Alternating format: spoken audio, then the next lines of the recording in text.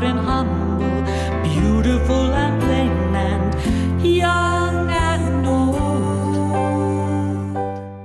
Well, hello and welcome to Love Has Many Faces, Holiday Edition, kind of, sort of. I am your host, Marilyn Milano, and we are here on Alternative Talk 1150. And, you know, the holidays are often a time where we are, we're more aware of memories, nostalgia.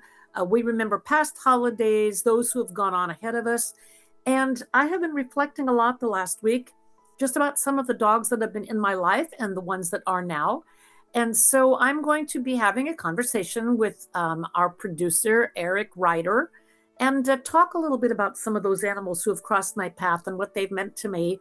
And in doing that, I'm hoping it may give folks some insights, maybe encourage folks who've been putting off getting another pet to consider it.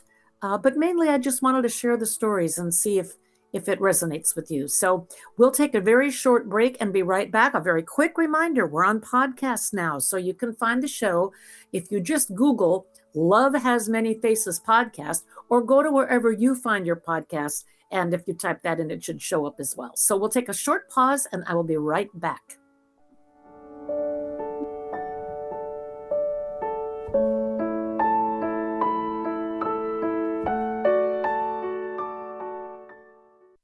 Hi, I'm Coach Debbie from Story U Talk Radio, and I want to encourage you to write your book. Weekly, I offer topics about style and storytelling. I take your questions on our live show every Thursday at 4 o'clock, or you can subscribe to Story U, that's capital U, on any of your favorite platforms.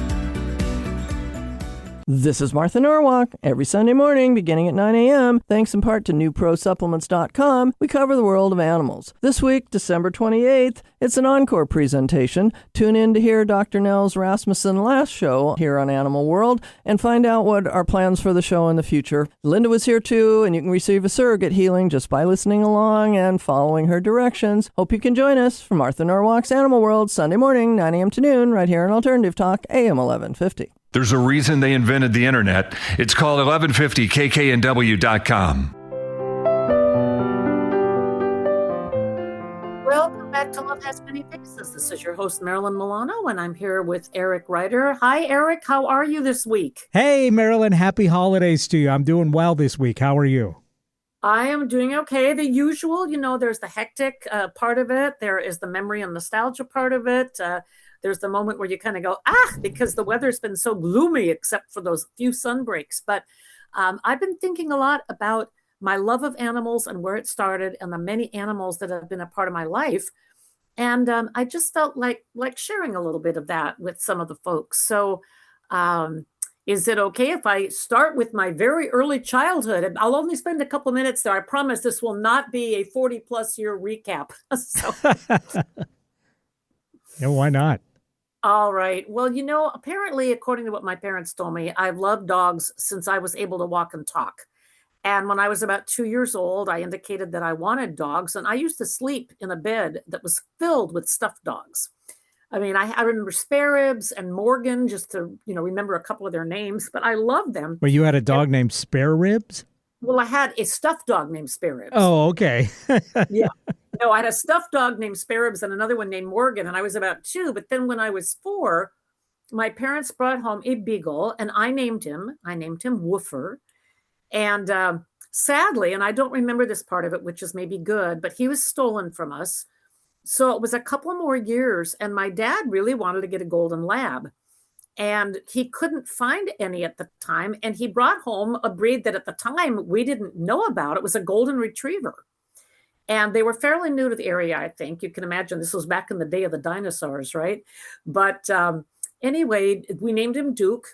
And he was a wonderful dog, very patient. My little brother, not knowing what he was doing, would run over his tail with the trike just because he wasn't paying attention. And Duke was so patient, but we loved him so much. My first dog's name was Duke as well.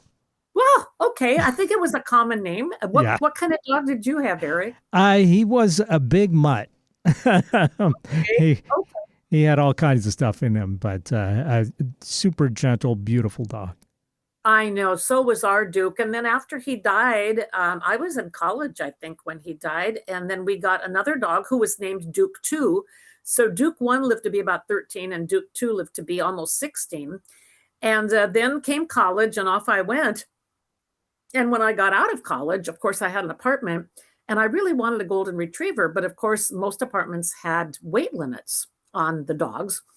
And so the first dog that I got in my apartment was a little guy. He was a Pomeranian and poodle mix. He looked like a poodle, but he had a curly pom tail. And I named him Albert. And Albert was a funny little guy. He got into mischief. I remember there was a little blockade in the kitchen that kept him from getting from the kitchen into the living room, or so we thought.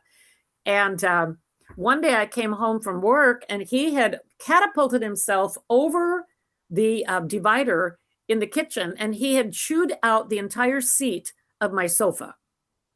So good old Albert, I mean, he was a mischief maker and I had to replace the seat on the sofa, but I love that little guy. Another time, I was married for a few years and my husband dabbled in oil painting. And one time Albert catapulted himself over the new barrier and we found him rolling in one of the oil paintings, which required a very late night bath. And it took a while to get everything out, but he was really a fun, cute dog. He lived to be over 17 years old, which is pretty amazing. But again, with the smaller dogs and the mixes, that can happen. And during the time I had Albert, I also got him a buddy and we named him Vicky. We thought, well, we'll go with the royal family, Albert and Victoria. So anyhow, Vicky was a cockapoo. And one of our friends used to refer to her as a little Ford van, a kind of a square face in front and then a little bit of a square body in the back. But she was darling. And her thing was that she would pick up pine cones and carry them. So Albert and Vicky did very well. And there was no need to change anything about that. And then one day, some friends and my spouse and I were having coffee in the morning. We used to sleep later because we were up playing music at that time. We played in some of the clubs. And we were sleeping in and we decided to go down and have coffee. And there was this Cocker Spaniel running on the freeway, or not on the freeway, sorry, the highway, bad enough. And so we grabbed him because he looked like he'd been well cared for. And we assumed we were rescuing someone's pet.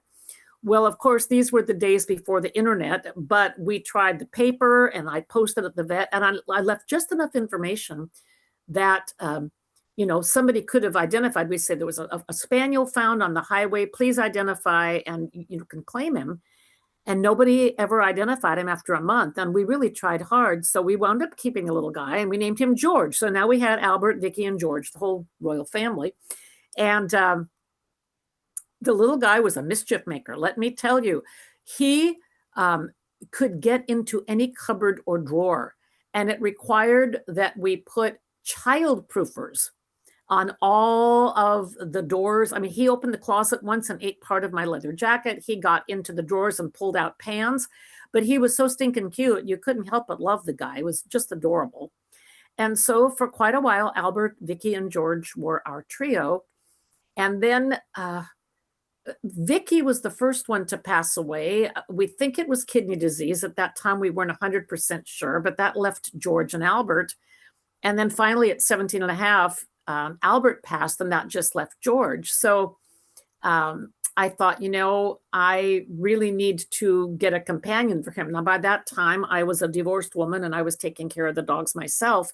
And so I brought home Stacy, thinking she would be a wonderful companion for him. Well, they never got that close. She was also a little cocker. And so, they tolerated each other, but that was about it. Well, really sadly, at 9 years old, George fell ill to autoimmune anemia and he passed away in the hospital. It was really traumatic for me, really, really traumatic. And so I spent a good month or two trying to find a George replacement. I wanted a dog that was a little boy that looked like him and acted like him. And of course, that is never what happens. That was one of my first experiences with trying to bring a pet home after losing one. And I remember one morning I looked up and Stacy was laying there on the pillow. And I thought, I love this dog. When did I fall in love with Stacy? I had grown to love her for who she was. And so my first lesson that kind of dawned on me was that every animal brings their own story and personality to the table. And sometimes it's instant that you fall in love with them. and sometimes it takes time. So I fell in love with Stacy. And a couple years later, I heard about a dog that needed a home. She was in California. I knew her through some business associates. And we brought her home. Her name was Gilly. And Gilly was wonderful in a totally different way. She used to love my father. And when I'd take the dogs over to see my folks, if my dad would say, Gilly, are you a beautiful dog? She would get really silly and she'd fall over on her side and bat her eyelashes. And so anyway, she and my dad really loved each other. And when my dad passed away, it was a couple years after Gilly had passed. And I had not been able to go pick up her ashes, but I sent a courier over and we brought the ashes back, and Gilly was laid to rest with my father. So at that time, when Gilly died, I had brought, I had brought in another dog. And I'm trying to think how the trajectory went. I do know that I brought Glory in, and Glory was a party. She was my first black and white cocker. Very, very smart. She was also the queen of everything.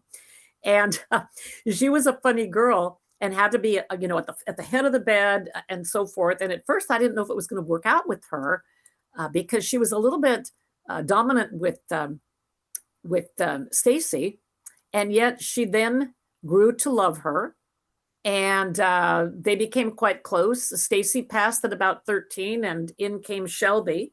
And Glory wasn't sure about accepting Shelby either, but they finally got together. And it was interesting because Shelby's interactions with Glory inspired me to do a little kids book. I mean, I published it on Amazon. I sold 100 copies or something. But anyway, it was a poem, and I had a wonderful artist named Pat Jackson, and I wish I could find her. I don't even know if she's still alive, but I've lost track of her. And she did the cutest illustrations. And the little lesson was about being yourself, and eventually, hopefully, others will accept you. And that's what happened. That's what happened with Shelby, and Glory finally accepted her. So, Eric, did you ever have more than one pet in the house? Oh, yeah. Had a couple of kitties for a long time as an adult, and as a kid, had a couple of kitties together. And then it's been single dogs also along the way. So at some point we've had, multiple multiple pets living with us. And yeah, the more the merrier I think there's maybe a limit to that. Yes. At one time, one of my friends had 9 cats. Yeah. She had wound up taking in like cats that were strays. And she said, how did I ever do it? I said, well, we were all younger then, But it helps if they get along too, which is a huge part. I've never had a bad situation. I've had some that were tenuous, but then they would adjust. But then I'm trying to think, and again, the order's not as important, but at one point I heard about a dog from the Spokane shelter that needed someone to take care of her. She was a cockapoo also, and I named her Mimi because when I got her, she had a little cough. And for those who are familiar with the opera La Boheme, Mimi was the heroine, but she had tuberculosis. And so anyway, I named her Mimi, and because of the opera, I also nicknamed her Mimi, And so we took care of her surgery. And she was with us about 3 years, but she sadly became ill. I think it was also kidney disease. We didn't really know her age. And so it was Stacy and Glory and Mimi. And then it was Shelby and Glory and Mimi. And in any event, we lost Mimi. And so, again, each dog was really special. That's what I'm trying to point out here. Now with Glory, because she inspired me to write this children's book, she was so unique, and I nicknamed her Gloriana Puppington because I just thought that sounded pretentious, and she was a little bit like that. In fact, I even had a little pillow that said, the Queen is not in what is it? The Queen will have no audience today. That's what it was. And she was definitely the Queen. And when she passed away, I brought home Lola, who was a party-colored dog, black and white and tan. She was through a rescue. And Lola, I don't know. Did you ever see the movie Up, the animated feature? No, but I'm familiar with the story and I've seen clips and stuff. Yeah. Well, I remember one time I said, "Oh, if Lola could talk, she would say, 'Oh boy, I love you and you and you and oh boy.'" And somebody said, "Well, that sounds like Doug the dog from the movie Up." Well, I hadn't seen it, so I had to watch it. And surely we decided that Lola sounded a lot like Doug the dog. And anyway, she was what I would call guileless. She was open, happy, loving. She was everybody's friend. And I used to sing her the Kink song, Lola, I met her at a club down in North Soho. Anyway, we'd change the lyrics and I'd say, hello, LA, Lola. And she knew I was singing about her. So, I mean, she had a different story. That was that silly, guileless personality. And then I'm trying to think. So we had Shelby with us. And when Shelby died, I brought Betsy into the family. And Betsy was just the cutest little blonde cocker you could imagine. And there was a song out at the time, All About That Bass by Meghan Trainor. And I rewrote it for Betsy, All About That Bets. And I would sing it to her and to anyone who'd listen. By this time, my friends had decided I totally lost my marbles. But Betsy was just cute and funny and feisty and sweet. And she'd try to clean your foot. And, I just look at all of these animals and they were so wonderful. And then during that time, at one point, it was, I'm trying to think if it was Shelby and Lola or Betsy and Lola. Again, it doesn't matter, but it was about 2012 when I brought Tux home. I was called about Tux. And Tux had been with a nice woman. He'd been found as a stray, but unfortunately, the HOA wouldn't allow the woman to keep Tux because apparently he barked at men. I think he'd been traumatized by men when he was a stray. So anyhow, how I brought him home expecting not to keep him, but just to be a place for him to land as a foster. Well, after a week, I decided he was staying.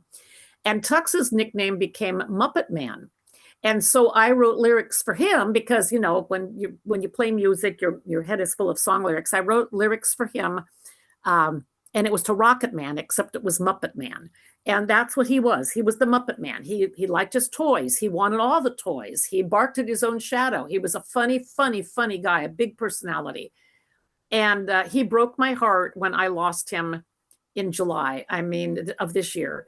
It was really hard because he'd been with me. He'd been through the loss of other dogs with me. And he was his own person. And so again, the theme here, every adoption or rescue or, rehoming of a dog is different. Every dog has their own story.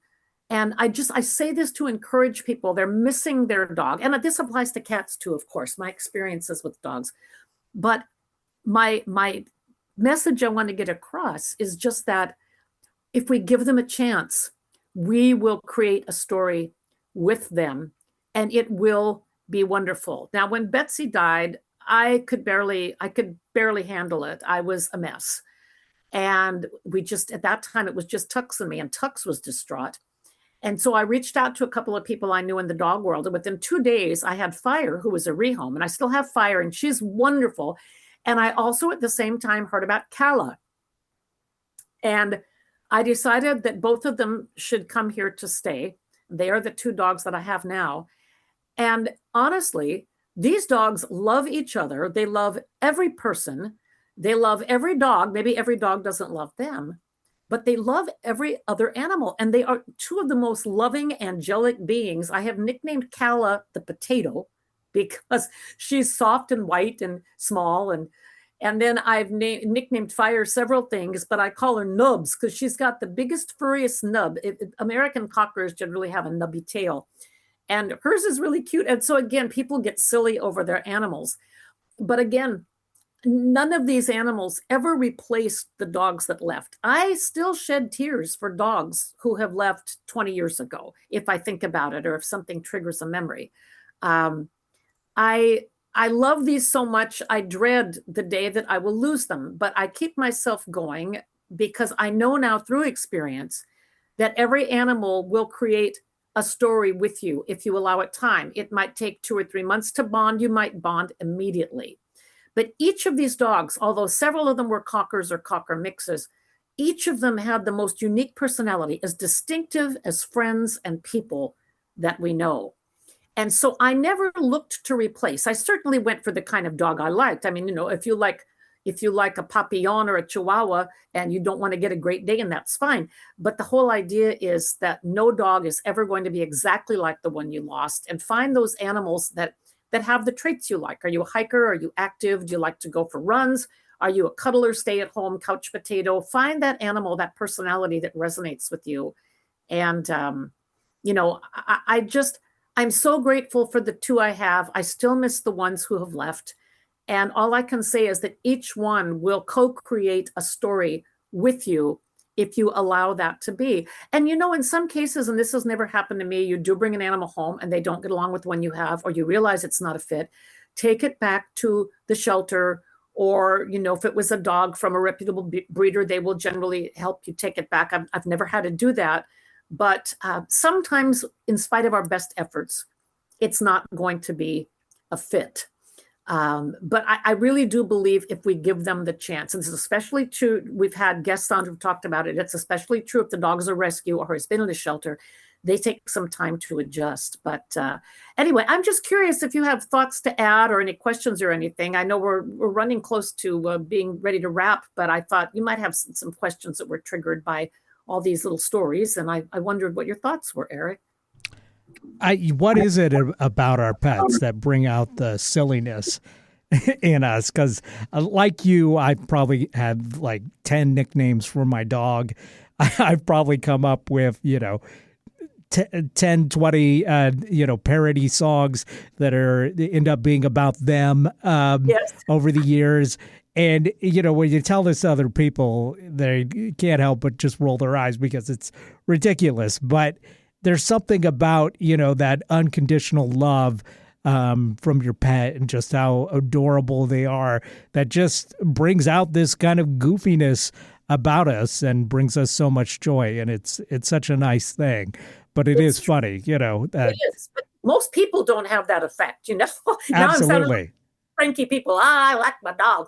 But I mean, let's think about it. Most people don't bring that out, but I really think it is the unconditional love, because then our creativity and our love just overflows, and it has to have a place to go. So it might be silly lyrics or silly nicknames. I mean, everybody does it, but they're loath to admit it, most likely, when talking to other people.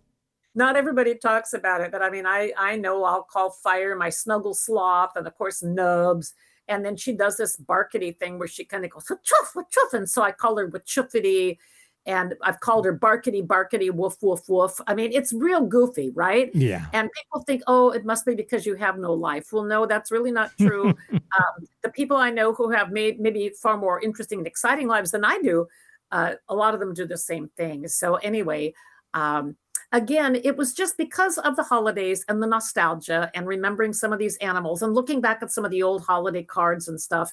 I was actually able to get a picture this year. I had a friend take it, and I looked passable. The dogs looked cute. If we all are passable, I mean, if it's like, I usually squint, but anyway, we all looked good and the dogs looked great.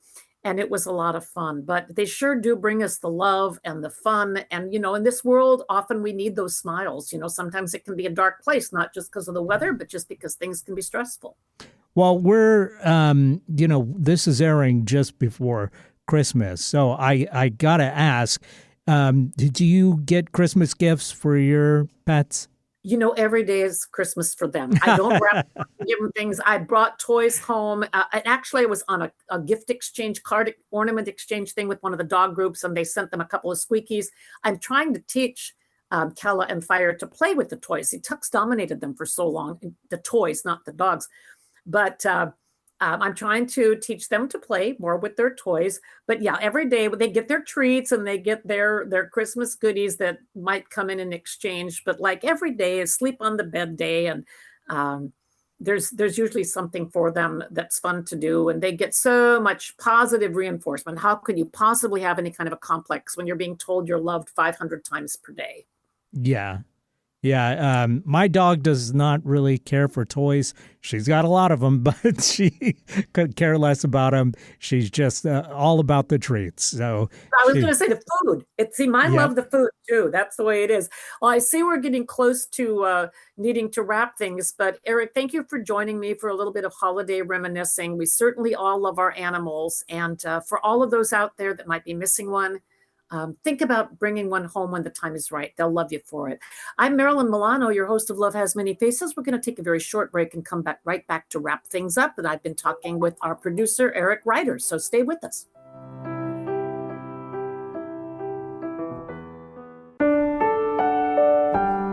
Hi, this is Marilyn Milano, your host of Love Has Many Faces.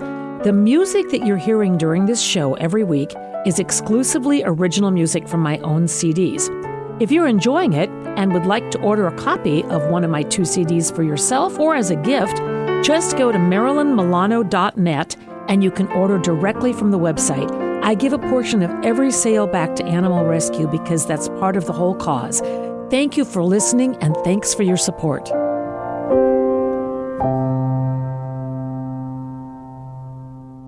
Make us part of your daily routine. Alternative Talk 1150. Welcome back to Love Has Many Faces. So thank you for listening to my stories today. I just felt like I wanted to share a little bit about my beloved animals. And thanks, Eric Reidar, our producer, for joining me. Remember, we are on the radio from 9 to 9:30 Pacific time every Tuesday, and you can find the show, Love Has Many Faces, wherever you find your podcasts now. We are here to raise awareness, touch hearts, and hopefully in doing that, save the lives of animals and help their people too. So thank you for being with us. I'm your host, Marilyn Milano. This is Alternative Talk 1150, and we'll catch you next time.